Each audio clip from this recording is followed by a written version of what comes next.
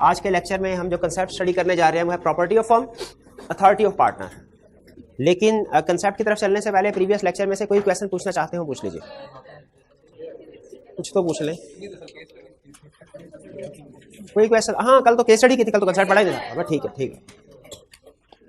Previous concept में से भी, पार्टनरशिप के प्रीवियस किसी भी कंसेप्ट में से कोई क्वेश्चन हो तो पूछ लीजिए। वो भी नहीं? अच्छा चले ठीक है। कंसेप्ट आज पहले ओवरव्यू। जो कंसेप्ट आज हमने स्टडी करना है वो है दो, प्रॉपर्टी ऑफ फर्म और authority of partner. Property of firm का मतलब क्या है? लॉ याद रखिए, जहां कहीं लॉ वर्ड प्रॉपर्टी यूज करता है ना लफ्ज, असल में इसमें कंफ्यूज स्टूडेंट को ये होती है कि अकाउंटिंग में भी ये वर्ड यूज होता है, उसमें मीनिंग डिफरेंट है। लॉ में भी वर्ड यूज होता है, लॉ में मीनिंग डिफरेंट है। और चूंकि ज्यादातर आप अकाउंटिंग करते हैं, लॉ तो कभी कभार ही पढ़ते हैं, तो अकाउंटिंग का कंसेप्ट जेन में बैठा होता है। अकाउंटिंग क्या कहती है? प्रॉपर्टी का मतलब क्या है? लैंड एंड बिल्डिंग, ये दो चीजें। व्हीकल्स को प्रॉपर्टी नहीं कहते, इन्वेंट्री को प्रॉपर्टी नहीं कहते, डेटर्स को प्रॉपर्टी नहीं कहते, ऐसे ही है ना। लेकिन लॉ ये कहता है कि जहां कहीं मैं वर्ड प्रॉपर्टी यूज करूंगा, इससे मुराद है तमाम एसेट्स। इसमें मूवेबल एसेट्स भी शामिल हैं, इसमें इमूवेबल भी शामिल है, इसमें लैंड भी शामिल है, इसमें बिल्डिंग भी शामिल है, इसमें व्हीकल्स भी शामिल है, इसमें इन्वेंट्री भी शामिल है, इसमें डेटर्स भी शामिल है, इसमें कैश भी शामिल है, इसमें बैंक अकाउंट में जो बैलेंस पड़ा है वो भी शामिल है। प्रॉपर्टी, लफ्ज प्रॉपर्टी में हर चीज। तो हम ये पढ़ रहे हैं कि प्रॉपर्टी ऑफ फर्म क्या होगी। अच्छा, प्रॉपर्टी का मतलब तो समझ आ गया। प्रॉपर्टी ऑफ फर्म का मतलब क्या है? कि वो कौन कौन से एसेट्स हैं जो फर्म के हैं, फर्म के हैं। जिस तरह हमने कंसेप्ट पढ़ा था ना, एक्ट ऑफ पार्टनर और एक्ट ऑफ फर्म। पार्टनर है ना, उनकी कोई जाती जिंदगी भी तो है, ठीक है, जाती से तो सम टाइम वो पर्सनल लेवल पे इंडिविजुअल एक्ट कर रहे होंगे जिनका फर्म से कोई लेना देना नहीं है। लेकिन सम टाइम वो फर्म के बिहाफ पे एक्ट कर रहे होंगे, जिसका फर्म के साथ लेना देना है, फर्म के बिहाफ पे काम कर रहे होंगे। तो वो पार्टनर्स, वो एक्ट जो पार्टनर फर्म के बिहाफ पे कर रहे हैं, फर्म के नाम पे कर रहे हैं, उसे हम क्या कहते हैं? Act of firm. फर्म उन एक्ट्स के लिए तो लायबल होती है, लेकिन जो पार्टनर के पर्सनल एक्ट्स होते हैं, इंडिविजुअल एक्ट्स होते हैं, उनके लिए लायबल नहीं होती, उनका फर्म से कोई ताल्लुक नहीं है। एग्जैक्टली उसी तरह हम मिलता जुलता कंसेप्ट स्टडी करने जा रहे हैं, प्रॉपर्टी ऑफ फर्म। इसका मतलब क्या है? कि वो कौन कौन से एसेट्स हैं जो पार्टनरशिप फर्म के हैं। क्योंकि हर पार्टनर के कुछ अपने जाती एसेट्स होंगे, कुछ फर्म के एसेट्स होंगे। तो डिफरेंशिएशन लाजमी है कि कौन कौन सी प्रॉपर्टी इंडिविजुअल है, पर्सनल प्रॉपर्टी है, और कौन सी फर्म प्रॉपर्टी है। डिफरेंशिएशन क्यों लाजमी है भला? गैस कीजिए, हमारे लिए क्यों यह जानना जरूरी है कि प्रॉपर्टी ऑफ फर्म कौन सी होती है? क्योंकि जो फर्म की प्रॉपर्टी होगी उसके ऊपर सारे पार्टनर्स का राइट होगा, और जो इंडिविजुअल प्रॉपर्टी होगी उसके ऊपर सिर्फ इंडिविजुअल का राइट होगा, इंडिविजुअल का राइट होगा, ठीक है। किसी पार्टनर के पास घर में जो बाइक खड़ी है उसकी, वो उसकी इंडिविजुअल प्रॉपर्टी है। जो उसके पर्सनल अकाउंट में पैसे हैं, बैंक अकाउंट में, उसके अपने पैसे हैं। जो उसकी जेब में कैश है वो उसका अपना कैश है। लेकिन जो फर्म में के यूज के लिए व्हीकल बाइक ही है, जो फर्म के नाम से बैंक अकाउंट खोला है, जो फर्म के दराज में पैसे पड़े हुए हैं, वो किसकी प्रॉपर्टी है? फर्म की। उसके ऊपर सबका राइट है, फर्म की प्रॉपर्टी। तो हमारे लिए यह जानना जरूरी है कि कौन सी प्रॉपर्टी फर्म की है, कौन सी नहीं है। इसीलिए प्रॉपर्टी ऑफ फर्म का कंसेप्ट उसने हमें इंक्लूड किया। क्योंकि बाद में जब असल में डिवीजन हो रही होती है ना, उसमें हर उस एसेट की डिवीजन होगी, डिस्ट्रीब्यूशन होगी जो फर्म प्रॉपर्टी है, और जो फर्म की प्रॉपर्टी नहीं है उसकी कोई डिस्ट्रीब्यूशन, उस पर किसी का राइट नहीं है। आगे चलते हैं, अथॉरिटी ऑफ पार्टनर। अच्छा सॉरी, यहाँ पे एक छोटा सा केस आपके ज़हन में मैं चाह रहा हूँ कि एग्जाम्पल के तौर पे बैठ जाए। समटाइम वो कहता है कि एक पार्टनर ने, मिस्टर ए बी सी, तीन पार्टनर हैं, ए ने प्रॉपर्टी बाय लैंड बाय की, उसकी वैल्यू बढ़ गई। अब बी और सी कह रहे हैं हमें भी इसमें से हिस्सा दो। क्या बी और सी को हिस्सा मिलेगा कि नहीं? ए कह रहा है मैंने नहीं, ये तो मैंने खरीदिया खुद से। आंसर इसका ये है, अगर ये प्रॉपर्टी, ये लैंड फर्म प्रॉपर्टी है तो बाकी पार्टनर को भी हिस्सा मिलेगा, और अगर फर्म प्रॉपर्टी नहीं है बाकी पार्टनर को हिस्सा नहीं मिलेगा। अब ये कैसे डिसाइड होगा फर्म प्रॉपर्टी है कि नहीं, ये हम यहां पे सीखेंगे, कैसे डिसाइड करना। ये कंसेप्ट सीखने के बाद आप किसी भी एसेट के बारे में डिसीजन कर सकेंगे, फर्म की प्रॉपर्टी है, फर्म की प्रॉपर्टी नहीं है। फिर अथॉरिटी ऑफ पार्टनर, ये कंसेप्ट तो हमने सीखा हुआ है पहले से। फर्क सिर्फ ये है, एजेंसी पूरा बोला गया, फर्क सिर्फ ये है कि यहां पे हम एग्जाम्पल स्टडी करेंगे, मजीद एग्जाम्पल स्टडी करेंगे। पढ़ा हुआ है क्या था? अथॉरिटी ऑफ एजेंसी, मेरे भाई ने पढ़ा हुआ था ना। क्या है अथॉरिटी ऑफ एजेंसी? तीन बड़ी अथॉरिटीज थी, एक्सप्रेस, एम्प्लॉयड और authority in case of emergency. Actual और एक्सप्रेस एक ही बात होगी, एक्चुअल अथॉरिटी, एक्सप्रेस अथॉरिटी, वो एक ही बात हो गई, जो कि एक्सप्रेसली दी जाती है। क्या के एक्सप्रेस एक्चुअल अथॉरिटी थी, एम्प्लॉयड अथॉरिटी थी, इमरजेंसी अथॉरिटी। यहां पे भी अब खुद बताइए, क्योंकि पार्टनर एक दूसरे के एजेंट होते हैं, तो एजेंसी में जो अथॉरिटीज पड़ी वो भी इधर काम आ जाएंगी कि नहीं आएंगी? बिल्कुल आएंगी। फर्क सिर्फ ये क्या, यहाँ पे उसने हमें कुछ एग्जाम्पल्स दे के समझाया हुआ है। कुछ उसने मजीद एग्जांपल्स बताई हुई हैं कि वहां पे तो हम खुद से एज्यूम कर लेते थे ना, कुछ एग्जांपल शेयर कर, यहां पे उसने खुद से हमें स्पेसिफिक एग्जांपल दी। तो ये दो कंसेप्ट हमने स्टडी करने हैं, प्रॉपर्टी ऑफ पार्टनर, अथॉरिटी। अब स्टडी करते हैं पहले property of firm. Property of firm में कौन कौन सी चीजें शामिल होंगी? प्रॉपर्टी या इंटरेस्ट और राइट इन प्रॉपर्टी। इसका क्या मतलब है? ये भाईजान का घर है फॉर एग्जांपल, जिधर भी है, ये इनकी प्रॉपर्टी है। इन भाईजान का घर नहीं है लेकिन उन्होंने फ्लैट खरीदा है। अब मुझे बताइए क्या इस पूरी बिल्डिंग पे जो घर है, ये तो पूरी बिल्डिंग है इनकी, अब ये जो उन्होंने फर्ज कीजिए फ्लैट खरीदा है, या सम टाइम समझ लीजिए 4 मंजिला बिल्डिंग है, उस पर 1 मंजिल उन्होंने बाय कर, क्या पूरी प्रॉपर्टी इनकी है या उसमें कुछ इंटरेस्ट, कुछ शेयर इनका है? कुछ शेयर इनका, यही बता रहा है कि पूरी की पूरी प्रॉपर्टी या उस प्रॉपर्टी में कोई इंटरेस्ट या राइट है। अगर तो वो भी, अगर ये एक फ्लोर पूरा लेके खरीद के उसके ऊपर बिजनेस शुरू करते हैं तो जाहिर है वो पूरे का पूरा फ्लोर, जो प्रॉपर्टी तो पूरी नहीं लेकिन उस प्रॉपर्टी में जो इंटरेस्ट या राइट है, अब वो प्रॉपर्टी ऑफ पार्टनरशिप फर्म समझा जाएगा। ठीक है, अच्छा अब ये प्रॉपर्टी तो समझ आ गया आपको क्या मतलब है। इंटरेस्ट और राइट इन प्रॉपर्टी, ये अल्फाज समझ आ गए कि सम टाइम पूरा का पूरा हक हमारा नहीं होता, प्रोपोर्शनेट कोई हिस्सा होता है हमारा सिर्फ। वो भी कुछ बिजनेस ऐसे भी होते हैं, अगर बड़े बड़े बिजनेस की स्टोरी देखें ना, वो सम टाइम सिर्फ एक गोदाम में, गैराज में, सिर्फ इस तरह की छोटी सी जगह से बिजनेस स्टार्ट होते हैं, तो वो इंटरेस्ट और राइट इन प्रॉपर्टी कहलाएगा पूरा प्रॉपर्टी। और अच्छा फिर इसके बाद originally brought into common stock of firm. Common stock कहते हैं कैपिटल को, इसके साथ लिख ले। आप कहेंगे नहीं सर स्टॉक तो इन्वेंट्री को कहते हैं, स्टॉक तो इन्वेंट्री को कहते हैं। स्टॉक के 2 मीनिंग है, एक है इन्वेंट्री, ये शायद ब्रिटिश और अमेरिकन इंग्लिश का फर्क है। अमेरिकन जो है वो स्टॉक या ये शेयर्स के लिए भी यूज करते, कैपिटल के लिए भी वर्ड यूज करते हैं। तो यहां पे इनटू कॉमन स्टॉक का मतलब क्या है? ठीक है, सिर्फ स्टॉक होता तो शायद हम कंफ्यूज हो सकते थे कि इन्वेंट्री की बात कर रहा है, लेकिन कॉमन स्टॉक से हमें क्लियर हो गया कैपिटल की बात। कह रहा है वो प्रॉपर्टी या शेयर इन प्रॉपर्टी जो के ओरिजिनली ब्रॉड, स्टार्ट में कैपिटल में इंट्रोड्यूस किया गया है। आप काउंटिंग में एडजस्टमेंट पढ़ते होंगे, owner brought into business cash ₹2000, vehicle amounting ₹60,000, entry pass करें तो क्या कहते थे? कैश डेबिट 10,000 से, व्हीकल डेबिट 50,000 से, कैपिटल क्रेडिट। ये है वो चीज जिसको रेफर कर रहा है। अब ये देखिए कैश और व्हीकल दोनों प्रॉपर्टी होती है ना, प्रॉपर्टी और इंटरेस्ट और rights property. Originally brought, originally का मतलब बिजनेस के पहले दिन जो ओनर्स लेके आए, जिससे बिजनेस शुरू हुआ उन एसेट से, इनटू कैपिटल, वो प्रॉपर्टी ऑफ फर्म होगी। एग्री करते हैं? और अगर यही चीजें सब्सिक्वेंटली ऐड की जाए, फ्रेश कैपिटल भी तो एडजस्टमेंट होती थी, एक नहीं की कभी। ओनर सब्सिक्वेंटली भी अगर जरूरत पड़े घर से पैसे ला सकता है, कभी ये ट्रांजैक्शन की जनरलिटी पास नहीं की। कैश डेबिट, कैपिटल क्रेडिट के further capital credit, capital credit, fresh capital होता था लेकिन क्रेडिट तो कैपिटल ही होता था, हमारे जमाने में तो कैपिटल ही होता था। तो है दोनों कैपिटल, लेकिन एक स्टार्ट में आ रहा है और एक सब्सिक्वेंट। पहले वाले में स्टार्ट की बात कर रहा है, दूसरे वाले में सब्सिक्वेंट के बाद में प्रॉपर्टी या इंटरेस्ट इन प्रॉपर्टी। ये तो वो थे जो पार्टनर लेके आए, ये जो बाद में पार्टनर ने खरीदा या बाद में फर्म ने खरीदा। ये इनिशियल की बात कर रहे हैं, इनिशियल प्रॉपर्टी, ये subsequent property. Subsequent property partner भी ला सकते हैं और फर्म अपने प्रॉफिट में से भी ला सकती है। जरा गैस कीजिए, फर्म ने एक व्हीकल से बिजनेस शुरू किया, बाद में प्रॉफिट हुआ, 2 व्हीकल्स बाय कर ली उन्होंने। अब ये जो 2 व्हीकल्स बाद में बाय की है, क्या ये पार्टनरशिप प्रॉपर्टी है कि नहीं?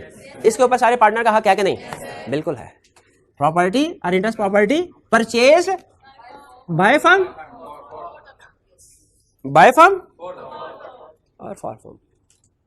फर्म ने खरीदी, अच्छा बाय फर्म तो मुझे समझ आ गया, ये फॉर फर्म नहीं मुझे समझ आया, इसका क्या मतलब है? अच्छा यानी किसी पार्टनर ने खरीदी फर्म के लिए, फर्म के बिहाफ पे।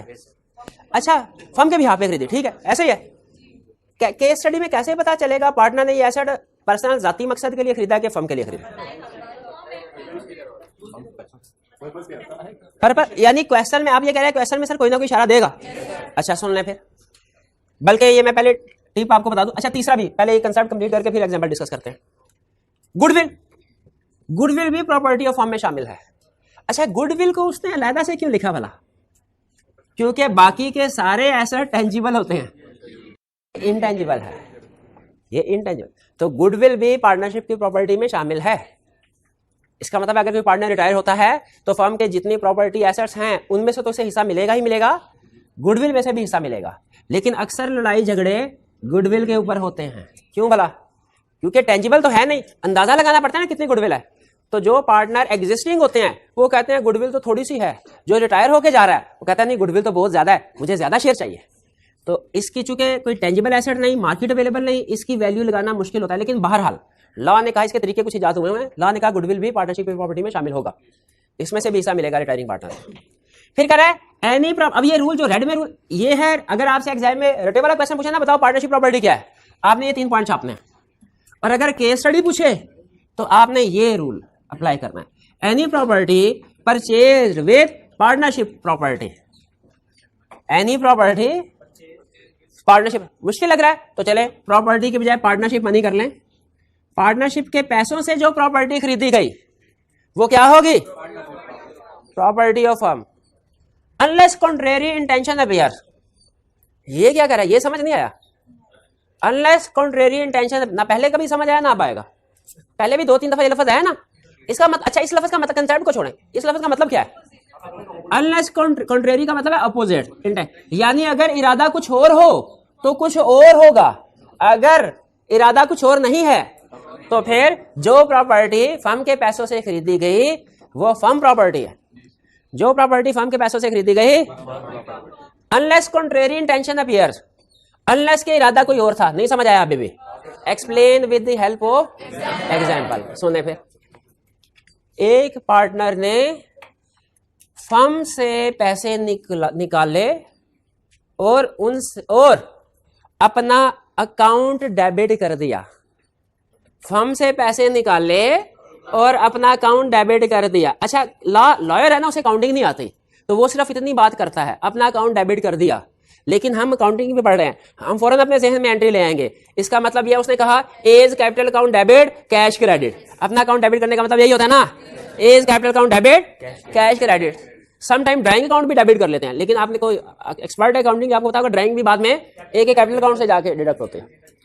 ठीक है, तो जब वो क्वेश्चन में कहेगा पार्टनर ने पैसे निकाले और अपना अकाउंट डेबिट कर दिया, फौरन जहन में क्या एंट्री आ जाए, capital account debit cash credit कर दिया उसने। और फिर उसने एक मोटरसाइकिल खरीद ली। ये मोटरसाइकिल पार्टनरशिप प्रॉपर्टी है कि नहीं? नहीं है। क्यों नहीं है? पार्टनरशिप, उसने लिखा हुआ है any property purchase with partnership money. हाँ आगे ये भी तो अनलेस, तो आपको इस केस स्टडी में कॉन्ट्रेरी इंटेंशन नजर आ रही है? किस एक्ट से कॉन्ट्रेरी इंटेंशन? उसने अपना अकाउंट डेबिट किया। अकाउंट डेबिट करने का मतलब क्या है? अकाउंट डेबिट करने का मतलब क्या है कि वो अपने इसको ड्राइंग बना के निकाल रहा है, अपनी जाती चीज बना के निकाल रहा है। अब फर्म से इसका कोई लेना देना नहीं। दूसरा केस, एक पार्टनर ने फर्म से पैसे निकाले विदाउट डेबिटिंग हिज अकाउंट और एक व्हीकल परचेज कर ली। क्यों? कैसे फर्म की property? Any property purchase with partnership money is firm property unless can't. हाँ, तो इसमें कोई कॉन्ट्रेरी इंटेंशन है? नहीं है। फिर बात समझ आए? अच्छा आप सुनिए, एक बंदे के पास जगह थी 2 कनाल की, प्रॉपर्टी बिल्डिंग थी, बिजनेस शुरू हुआ, उसने एंट्री पास की, building debit, landed building debit, as capital account credit. बाद में उस बिल्डिंग की वैल्यू बढ़ गई। अब वो ये कह रहा है कि बिल्डिंग मेरी, अच्छा सरकारी खातों में उसी के नाम पे है। एक और कंसेप्ट याद आ गया, सरकारी खातों में, पटवार खाने में, गवर्नमेंट के रिकॉर्ड में एक के नाम पे ही है, लेकिन उसने बिजनेस के बुक्स में क्या एंट्री डाले? A capital building debit capital account credit. बाद में बिल्डिंग की वैल्यू बढ़ी, बाकी पार्टनर ने कहा हमें भी हिस्सा दो, उसने कहा नहीं ये तो मेरी प्रॉपर्टी है, मैं तो हिस्सा नहीं दूंगा। बताइए पार्टनरशिप प्रॉपर्टी है कि नहीं? कितने स्टूडेंट्स का ख्याल है पार्टनरशिप प्रॉपर्टी है? कितनों का ख्याल है नहीं है? ये पार्टनरशिप प्रॉपर्टी है, क्योंकि देखें क्या property or interest or property purchase by firm तो नहीं है, फॉर फर्म, या brought into common stock of the firm. कैसे ब्रॉट इनटू, कैसे पता चला कॉमन स्टॉक में है? कैपिटल क्रेडिट किया। अगर आप ये रूल भी लगाए ना तो उसमें भी आपको अपोजिट रूल है। उसकी इंटेंशन, जब उसने बुक्स में एंट्री डाल दी, पहले डेबिट कर रहा था अब क्रेडिट कर रहा है, तो जब उसने बुक्स में एंट्री डाल दी इसका मतलब क्या है कि वो इसको पार्ट इंडिविजुअल नहीं फर्म के, ठीक है। इसको करना क्या चाहिए था भला अगर ये अपनी प्रॉपर्टी रखना चाहता? इसको अकाउंट क्रेडिट नहीं करना चाहिए था, इसे फर्म को रेंट पे दे देना चाहिए था, बजाय ये कि अपना अकाउंट क्रेडिट करता, ये हर महीने रेंट लेता रहता। इससे हमें पता चल जाता इसकी इंटेंशन ये है कि फर्म की प्रॉपर्टी नहीं बनानी पर्सन। लेकिन जब उसने फर्म की बुक्स में एसेट को डेबिट कर दिया, अपना अकाउंट क्रेडिट कर दिया, ये उसकी इंटेंशन क्या है? प्रॉपर्टी। समझ आ रहा है कंसेप्ट? तो अब इस तरह का मिलता जुलता केस आएगा, डिसाइड कर लेंगे। ये रूल आपके काम आए केस स्टडी में, ये रूल आपके काम आएगा। और इस रूल में भी आपने इंटेंशन के ऊपर फोकस करना है। क्वेश्चन में हमें कोई ना कोई इंडिकेशन लाजमी दे रहा होता है जिससे इंटेंशन पता चलता है। डन। पार्टनरशिप प्रॉपर्टी को डिफाइन कर सकते हैं आप। Property or interest originally brought into common stock, property or interest purchase by firm और फॉर फर्म। Good, clear. अब चलते हैं अथॉरिटी की तरफ। अथॉरिटी से पहले एजेंट वाला कंसेप्ट रिवाइज कर लेते हैं। एजेंट की हमने बहुत सी अथॉरिटीज पढ़ी थी, मुझे बहरहाल 3 ही याद है इस वक्त, कोई और भी पढ़ी, चलो और इसलिए पढ़ी होगी आई कि आपने लिस्ट बना। असल में अथॉरिटीज होती 3 है, एक एक्सप्रेस, एक employed, emergency authority. Authority in case of emergency वाला क्या कंसेप्ट है कि अगर इमरजेंसी सिचुएशन राइज हुए तो अपने प्रिंसिपल को लॉ से जो जरूरी है करो, जो जरूरी है करो, वो चाहे अथॉरिटी में है या नहीं है। लॉ कहता है हम अज्यूम करेंगे अथॉरिटी में, बस नुकसान से बचाओ। 100% सेम कंसेप्ट यहां पे भी अप्लाई होता है। Authority in case of emergency. Partners में भी 3 तरह की अथॉरिटी, कौन कौन सी? Express, employed, emergency. इमरजेंसी वाली क्लियर होगी। एक्सप्रेस अथॉरिटी कौन सी है? जो क्लियरली खुद से दे दी लिख के, एक्चुअल अथॉरिटी भी से कहते हैं। Express authority, actual authority. मसला ना एक्सप्रेस अथॉरिटी का होता है ना इमरजेंसी, दोनों कंसेप्ट आसान है। मसला आता है थोड़ा सा एम्प्लॉयड अथॉरिटी। हमने एजेंसी वाले टॉपिक में क्या पढ़ा था? हर एजेंट के पास ये अथॉरिटी है कि वो अपनी मेन ड्यूटी पूरी करने के लिए जो भी रिलेटेड लीगल एक्ट्स जरूरी हैं, नेसेसरी लीगल, इलीगल नहीं, नेसेसरी लीगल एक्ट्स जरूरी हैं, वो भी कर सकता है। अब एक एक काम थोड़ी लिख के देंगे, ये भी करो, ये भी करो, ये भी करो, ये भी, उसे मेन ड्यूटी बता देंगे, उस ड्यूटी को पूरा करने के लिए जो भी जरूरी है वो कर सकता है, कर सकता। यही कंसेप्ट था एम्प्लॉयड अथॉरिटी। यही कंसेप्ट इधर भी है।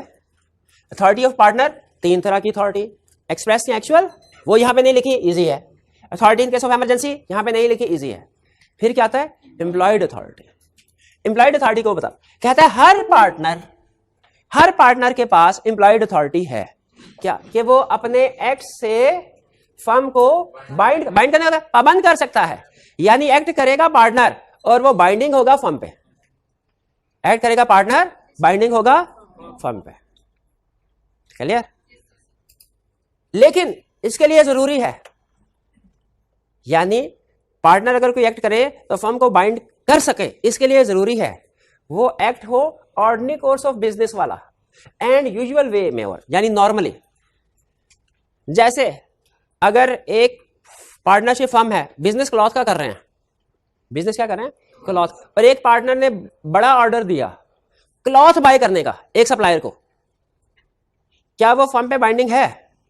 बाइंडिंग है। क्यों? ऑर्डिनरी कोर्स ऑफ बिजनेस है और यूजुअल में नॉर्मली बाय करते रहते हैं। लेकिन अगर वो ऑर्डर दे, बड़ा ऑर्डर दे राइस का, पेपर बाय करने का, तो ये क्या ऑर्डिनरी कोर्स ऑफ बिजनेस की ट्रांजैक्शन? नहीं है। ठीक है। तो हर पार्टनर अगर ऐसी ट्रांजैक्शन करता है जो ऑर्डिनरी कोर्स ऑफ बिजनेस की है और यूजुअल वे में, रूटीन में होती है, तो वो फर्म के ऊपर बाइंडिंग होगी। शाबाश, फर्म के ऊपर बाइंडिंग होगी। मेन कंसेप्ट ये है। फिर दूसरा ये भी कह रहा है कि transaction the name of firm होनी चाहिए with intention to bind firm होनी चाहिए। लेकिन मेन पॉइंट जो है ना, मेन पॉइंट वो ये है ऑर्डिनरी कोर्स वाला। कोई भी पार्टनर अपने एक्ट से फर्म को बाइंड कर सकता है, शर्त ये है कि ऑर्डिनरी कोर्स ऑफ बिजनेस का एक्ट हो यूजुअल वे में और फर्म के नाम से किया। फर्म के नाम से इंडिकेशन मिलती है कि फर्म के बिहाफ पे किया जा रहा है with intention to bind firm. लेकिन याद दोनों कर लीजिएगा, असल कंसेप्ट किसमें है? इस ऑर्डिनरी कोर्स ऑफ बिजनेस में। अच्छा, हमें यहां तक वैसे जो था ना एजेंसी वाला टॉपिक, एम्प्लॉयड अथॉरिटी वाला, उसने तकरीबन इतनी को बात की थी। हमें एम्प्लॉयड अथॉरिटी को एक्सप्लेन किया था, 1-2 एग्जांपल देख खत्म।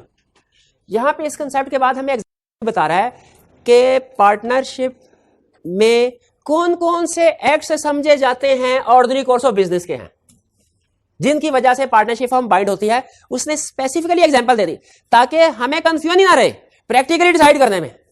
और ये अगर हमें याद है ना एम्प्लॉयड अथॉरिटी और रिस्ट्रिक्शन एम्प्लॉयड अथॉरिटी, तो फिर अगर रूल में हम थोड़ी कमी बेशी कर भी दे, भूल भी जाए रूल हमें, तो मसला नहीं। क्यों? हम इस लिस्ट की बेस पे याद कर सकते हैं।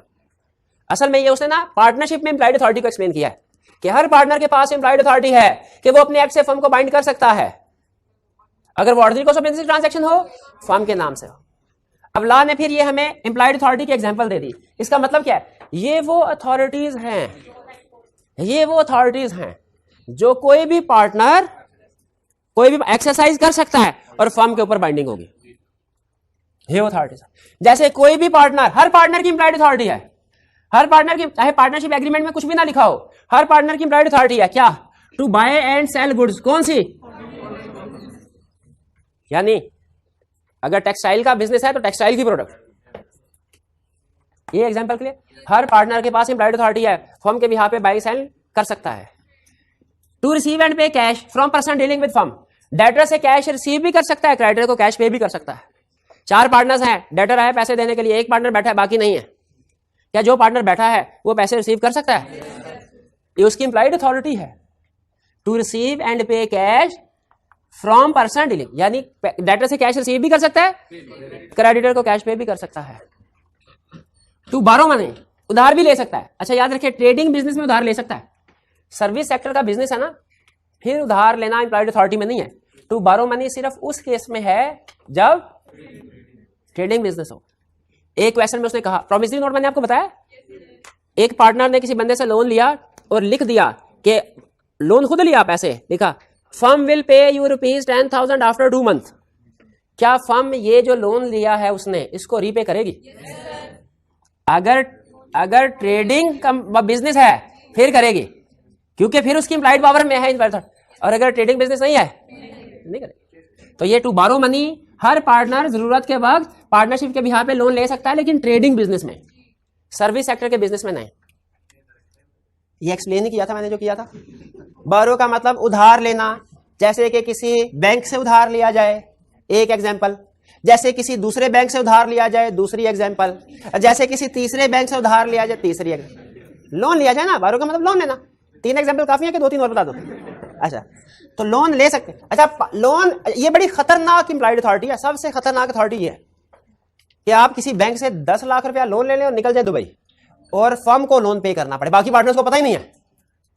लेकिन वो कहते हैं कि ट्रेडिंग बिजनेस चूंकि सेल परचेज का होता है ना, मैन्युफैक्चरिंग वाला, उसमें पैसों की जरूरत पड़ सकती है, उसमें एम्प्लॉयड अथॉरिटी थी। सर्विस सेक्टर में लॉयर्स की फर्म है, उसमें कोई एक पार्टनर मनी बारो नहीं कर सकता, उसकी एम्प्लॉयड अथॉरिटी नहीं है, क्योंकि ट्रेडिंग बिजनेस नहीं है। जी नहीं, इसमें बैंक के अलावा दूसरे भी लोग आ सकते। मिस्टर ए से भी बोरिंग की जा सकती है, बी से भी की जा सकती है। टू बारो मनी उसने लिखा है, फ्रॉम एनीवन, किसी से भी। केस स्टडी में कभी कहेगा बैंक से लोन लिया, कभी कहेगा मिस्टर ए से लोन लिया, दोनों। टू एम्प्लॉय सर्वेंट, किसी को नौकरी पे रख सकता है, हर पार्टनर चाहे तो किसी को नौकरी पे रख सकता है। फिर to draw cheque, cheque issue कर सकता है, चेक इशू कर, किसी को पेमेंट कर सकता है ना ऊपर, तो पेमेंट कैश में भी कर सकता है, चेक भी दे सकते हैं। To pledge movable property, pledge हमने पढ़ा है, प्लेज होता है गिरवी रखवाना, गिरवी रखवा सकता है नहीं। मॉर्टगेज होती है इमूवेबल प्रॉपर्टी, प्लेज होता है मूवेबल प्रॉपर्टी। ये मूवेबल प्रॉपर्टी है, इमूवेबल नहीं है। भाई ये बातें समझ आ गई? ये है वो आपने क्या करना है, चुप करके आंखें बंद करके इनका रट्टा लगा लेना है, एम्प्लॉयड अथॉरिटी का रट्टा लगा लेना। हाँ, आंखें बंद करके इनका रट्टा लगा लेना, ठीक है। अच्छा मुझे एक चीज बताएं, आपने कहा ये समझ आ गई, लेकिन मुझे एक चीज की समझ नहीं आई।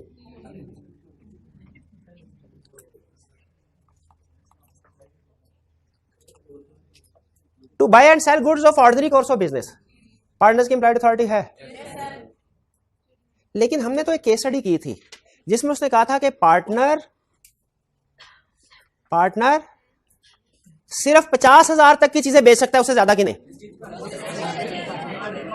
याद आई केस स्टडी कि 50, और फिर उसने 70,000 की चीजें बेच दी थी। तो वो क्वेश्चन गलत था क्या?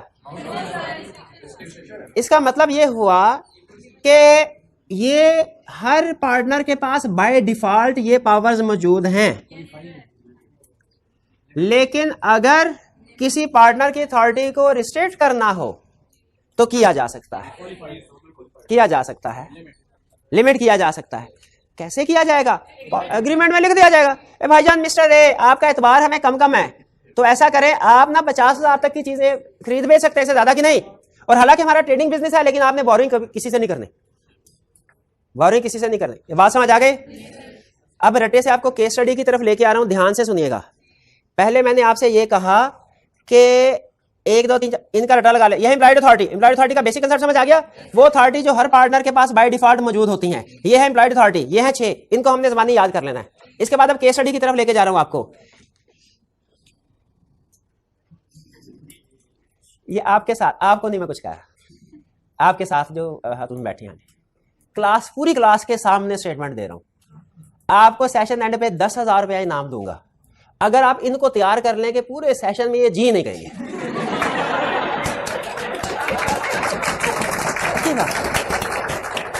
एविडेंस है आपके पास। आज का कल पर ट्यूसडे को आपने मुझे फैसला बता देना, बाकी आप इनको तैयार कर लेंगे। मैं सबके आगे क्लास के सामने कह रहा हूं, रिकॉर्डिंग हो रही है, रिकॉर्डिंग हो रही है। चलें आगे चलते हैं। अच्छा हाँ, तो यहां पे हाँ, तो अब मैं आपको लेके जा रहा हूं केस स्टडी की तरफ। नहीं भाई, आपको कुछ पैसे नहीं मिले। तो केस स्टडी में अच्छा, तो आपने ध्यान में रखना है हर पार्टनर के पास एम्प्लॉयड अथॉरिटी है, लेकिन इन अथॉरिटी को रिस्ट्रिक्ट किया जा सकता है पार्टनरशिप एग्रीमेंट में लिख के। रिस्ट्रिक्ट किया जा सकता है पार्टनरशिप एग्रीमेंट में लिख के। लेकिन मेरा क्वेश्चन ये है, अगर पार्टनरशिप एग्रीमेंट में लिखा कि मिस्टर ए आप पैसे बारो नहीं करेंगे बैंक से, उसकी एम्प्लॉयड अथॉरिटी को रिस्ट्रिक्ट कर दिया, मिस्टर ए ने फिर भी बैंक से जाके लोन ले लिया, इस लोन का स्टेटस बताइए। क्या फर्म लायबल है बैंक को रिपे? कितने स्टूडेंट्स का ख्याल है फर्म लायबल है? कितने स्टूडेंट्स का ख्याल है फर्म? हाँ, डिपेंड करेगा किस चीज पे? थर्ड पार्टी, यानी बैंक को पता है कि नहीं है, बैंक को पता है कि नहीं है। ठीक है, अगर तो बैंक को पता है कि एम्प्लॉयड अथॉरिटी को रिस्ट्रिक्ट किया गया, एम्प्लॉयड अथॉरिटी को रिस्ट्रिक्ट किया गया, लेकिन इसके बावजूद भी अगर बैंक लोन दे देता है, तो याद रखिए फर्म इस लोन के लिए लायबल नहीं है। इस लोन के लिए लायबल कौन है? Mister A. लेकिन अगर बैंक को नहीं पता था फिर लायबल है। आपको ये कंसेप्ट हमने पहले भी पढ़ा था, exceed authority, if agent exceeds authority. Exactly यही कंसेप्ट यहां पे भी है। हर पार्टनर की एम्प्लॉयड अथॉरिटी है, एम्प्लॉयड अथॉरिटी में ये चीजें शामिल हैं। अगर एम्प्लॉयड अथॉरिटी को रिस्ट्रिक्ट करना हो तो किया जा सकता है, लेकिन अगर किसी की अथॉरिटी को रिस्ट्रिक्ट किया और वो पार्टनर एक्सीड करता है तो रूल क्या लगेगा? वही जो एजेंट वाला था। सबसे पहले हम देखेंगे कि इमरजेंसी सिचुएशन तो नहीं है। इमरजेंसी आपको तो हर कुछ करने की इजाजत होती है लॉ से बचाने के लिए, इमरजेंसी सिचुएशन है। फिर हम देखेंगे थर्ड पार्टी को पता था कि नहीं पता था। अगर नहीं पता था फिर देखेंगे कि पार्टनरशिप हमने रेटिफाई किया कि नहीं किया। अगर रेटिफाई कर लिया तो वो फर्म का एक्ट बन जाता है। अगर रेटिफाई नहीं किया तो फिर क्या होगा? फिर देखा जाएगा। हाँ बिल्कुल, फिर उस सूरत में अगर रेटिफाई नहीं किया तो वो देखा जाएगा थर्ड पार्टी को नॉलेज था कि नहीं। अगर थर्ड पार्टी को नॉलेज था तो फिर फर्म लायबल नहीं है, थर्ड पार्टी को वो रेलिवेंट पार्टनर ही लायबल है। और अगर थर्ड पार्टी को नहीं था, ये रूल देखें हमारा वही लिंक हो गया। पहले हम एम्प्लॉयड अथॉरिटी पे है, फिर एक्सीडिंग अथॉरिटी पे आ गए, और ये वही केस स्टडी बन जाएगी जो हमारी एजेंट वाली थी। सिमिलर कंसेप्ट एक्सीडिंग अथॉरिटी वाला वो एजेंट के केस में भी टेस्ट कर सकता है, पार्टनरशिप के केस में भी टेस्ट कर सकता है। और मेरा ख्याल है पेपर में कम से कम किसी एक कंटेक्स्ट में जरूर इस दफा टेस्ट करेगा, या एजेंट के कंटेक्स्ट में या और रूल आपने यही रखना है कि अथॉरिटी से एक्सीड किया, सबसे पहले देखना है इमरजेंसी है कि नहीं है, फिर देखना है रेटिफाई किया कि नहीं किया, फिर देखना है थर्ड पार्टी को पता है कि नहीं। क्वेश्चन में वो इन्फॉर्मेशन दे देता है। जी जी, अथॉरिटी से एक्सीड करने के एक एक्ट उसने एक्सीड किया और बाकी के एक्ट से, तो जिस एक्ट को एक्सीड किया उसमें ये रूल लगेगा। हाँ, अगर एक्सीड किया उसने लेकिन खुद से लोन वापस कर दिया तो फिर जाहिर है डिफॉल्ट ना, फिर फर्म की लायबिलिटी होगी नहीं, फिर फर्म को कोई लॉस नहीं होगा। ठीक है, उस फर्म की लायबिलिटी। Employed authority clear? ये एक पॉइंट मैंने आपको एक्सप्लेन कर दिया। आगे चलें, रिस्ट्रिक्शन ऑन एम्प्लॉयड अथॉरिटी। अच्छा, असल में ना कंसेप्ट तभी क्लियर होता है जब हम जहां पे प्लस की एग्जांपल्स पढ़े, माइनस की भी पढ़े। यानी जहां पे हमने ये एग्जांपल्स पढ़ी कौन कौन सी एम्प्लॉयड अथॉरिटी में चीजें हैं, वहीं पे साथ ये भी पढ़ लेना चाहिए कौन कौन सी एम्प्लॉयड अथॉरिटी में नहीं। हालांकि इसकी जरूरत नहीं थी। क्यों जरूरत नहीं थी? इसलिए कि जो चीज एम्प्लॉयड अथॉरिटी में नहीं है कंफर्म है वो इधर है। जो चीज इनके अलावा हम यूं भी कर सकते थे, अक्सर हम कंपनी लॉ पढ़े होते हैं ना, तो यूं करते हैं कि जी कौन कौन सी चीजें एम्प्लॉयड अथॉरिटी में शामिल है, ये वाली। फिर बी में कहता है रिक्वायरमेंट बी में कौन कौन सी चीजें एम्प्लॉयड अथॉरिटी में शामिल नहीं, तो हम कंपनी लॉ में नॉर्मली ये कहते हैं कि जो चीजें एम्प्लॉयड अथॉरिटी नहीं, एम्प्लॉयड अथॉरिटी हैं, इनके अलावा सारी चीजें रिस्ट्रिक्शन में।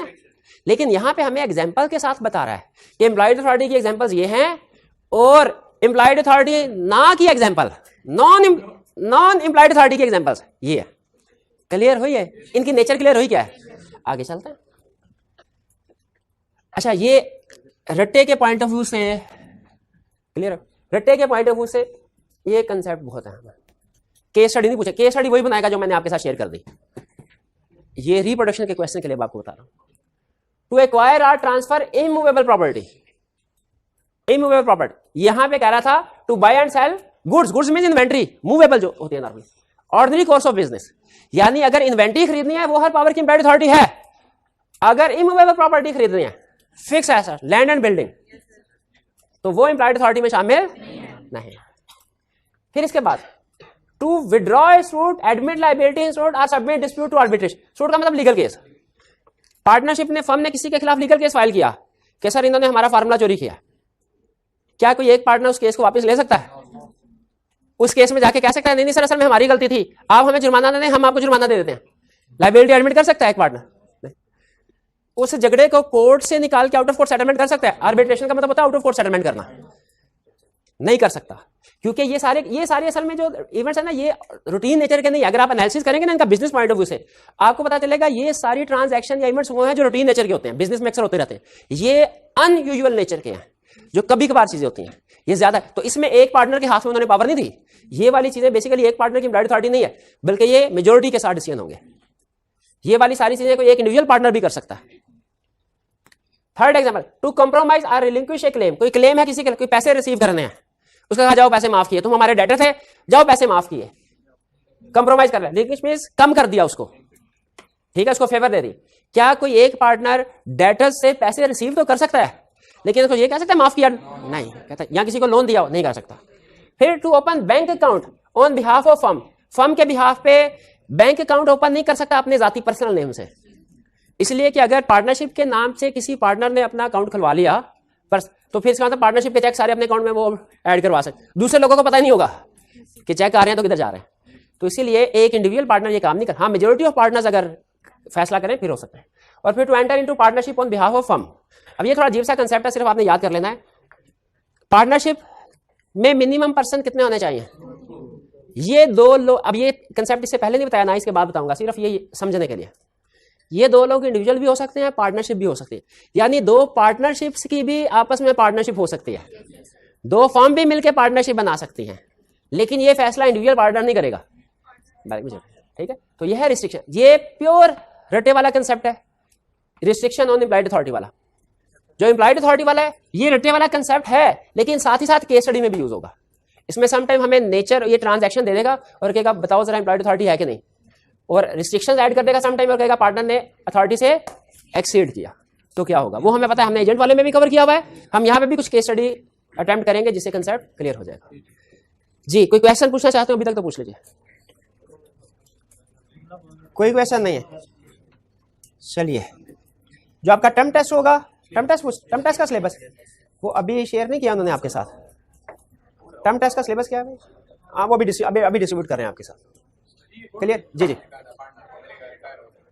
जी, जब कोई पार्टनर रिटायर होगा तो गुडविल में से हिस्सा मिलेगा। गुडविल की कैलकुलेशन होती है कि फॉर एग्जांपल कैलकुलेट करके देखते हैं कि जी 10 लाख की गुडविल होगी अगर, तो फिर उसका जितना अगर 20% शेयर है तो उसे 2 लाख रुपया मिल जाएगा।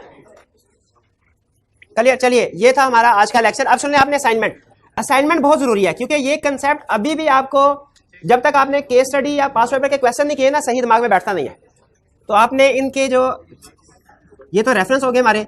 होम असाइनमेंट है, ये नोट कर लें। होम असाइनमेंट आपने लाजमी करनी है, होम असाइनमेंट आपने लाजमी करनी है। कोई क्वेश्चन तो नहीं और आपका?